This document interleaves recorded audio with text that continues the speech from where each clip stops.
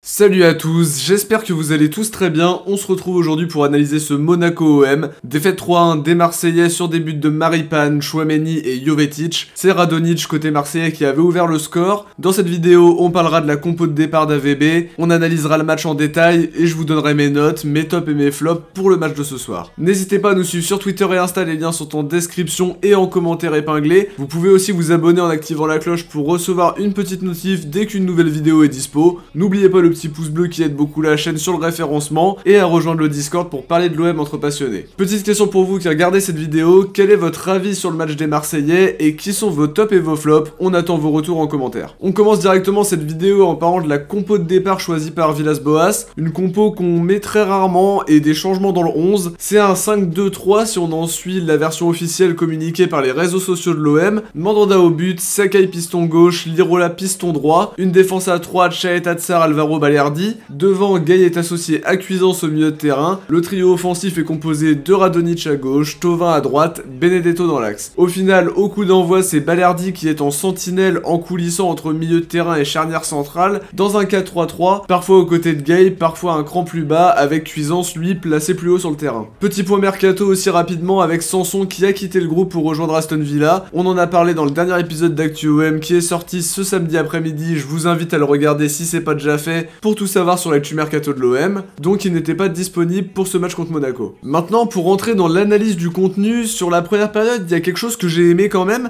c'est cette envie que j'ai vue au coup d'envoi. Les joueurs avaient envie d'y aller dans les duels, d'entrer dans ce match avec du jeu direct, en étant plutôt bien organisé, de la justesse dans les transmissions. Autre chose qu'on a bien faite dans cette première période, c'est revenir tout de suite attaquer le ballon après une perte de balle en mettant de l'impact. On a vu ça avec Gabe en particulier. On a surtout su marquer au bon moment sur cette merveille de relance de Chaeta Tsar, contrôlé par Radonjic qui efface Sidibé dans son dos et conduit bien son ballon pour s'offrir une finition impeccable. Au fur et à mesure que la mi-temps se poursuivait, je sentais qu'on avait une baisse de régime entre guillemets. On a toujours été vigilant, notamment parce qu'il y a eu des interventions de Chaeta Tsar, Mandanda aussi qui a fait pas mal d'arrêts, Alvaro et Sakai qui ont fait des interventions super importantes. C'est en tout cas une première mi-temps qui a été intéressante sans être vraiment bien dans le jeu offensif. Ça reste quand même le problème de cet OM là. La défense n'est pas forcément mise en cause à chaque défaite, mais il manque simplement des occasions et on espère que ça viendra avec la confiance. Maintenant sur la deuxième période, c'est l'OM qu'on connaît et qui revient sur le devant de la scène. Rien à voir avec le beau mouvement Radonjic et Tsar qu'on a vu en début de match. C'est très fade encore une fois et évidemment on va très vite encaisser après avoir enchaîné une série noire d'occasions dans notre partie de terrain et dans notre surface au retour des vestiaires. L'OM n'est évidemment pas capable de réagir une fois l'égalisation. Sans rien montrer entre temps, on va prendre le 2-1. Sans être capable de réagir après ça encore, on se prend le 3-1 sur un coup franc direct de Jovetic qui est magnifique, c'est pas le problème. On prend 3 coups de pied arrêtés, conséquence directe des 22 fautes qu'on a commises, beaucoup d'arrêts de jeu, un gros doute sur le fait qu'il y ait corner sur le but de Chouameni par contre, mais malgré ça, faut être capable d'attaquer dans un match comme ça, d'être offensif, mais là encore une fois, on quitte le stade avec la défaite, on ouvre le score, on perd 3-1 au bout du compte. Troisième défaite d'affilée en Ligue 1, elle fait très mal, un seul tir cadré et ça montre quelque chose, cet OM là n'arrive pas à se créer d'occasion, à être dangereux et à apporter la moindre once de danger contre n'importe qui finalement. Encore une fois, il va falloir que les joueurs se disent les choses dans le vestiaire. À chaque fois, on nous dit qu'ils se disent les choses, mais ils doivent pas bien entendre. Là, il y a le match contre Rennes qui va être primordial. Maintenant, on est déjà distancé à 7 points de Monaco 4ème, à 10 points de Lille 2ème, à 8 de Lyon 3ème. On vient peut-être de connaître le tournant de la saison. La Ligue des Champions, ça s'annonce très compliqué, même si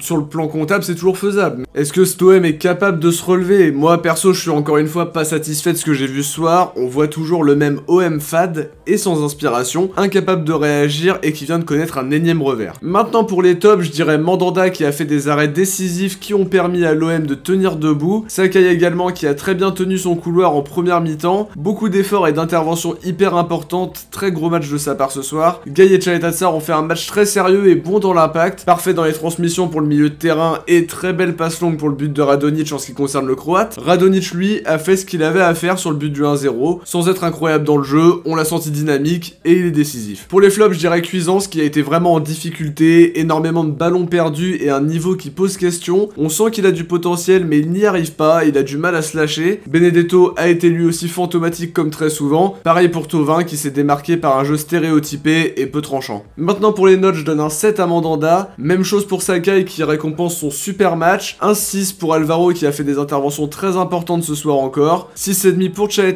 qui a été important par ses interventions et décisif pour sa passe longue sur Radonjic. Un 4 pour Balerdi que j'ai trouvé en difficulté au milieu de terrain dans un poste qu'il ne connaît trop peu. Il a eu du mal à exister. Un 5 pour Lirola qui a été trop bridé ce soir sur son côté. On attend de le voir à nouveau mais ce soir ça n'a pas été flamboyant. 6,5 pour Gay, toujours très bon dans l'impact, beaucoup de justesse dans ses passes et ses contrôles. 2 pour Cuisance qui perd trop de ballons sans apporter quoi que ce soit. Radonjic ce sera un 6, une action, un but pour le Serbe qui a été limpide sur cette occasion.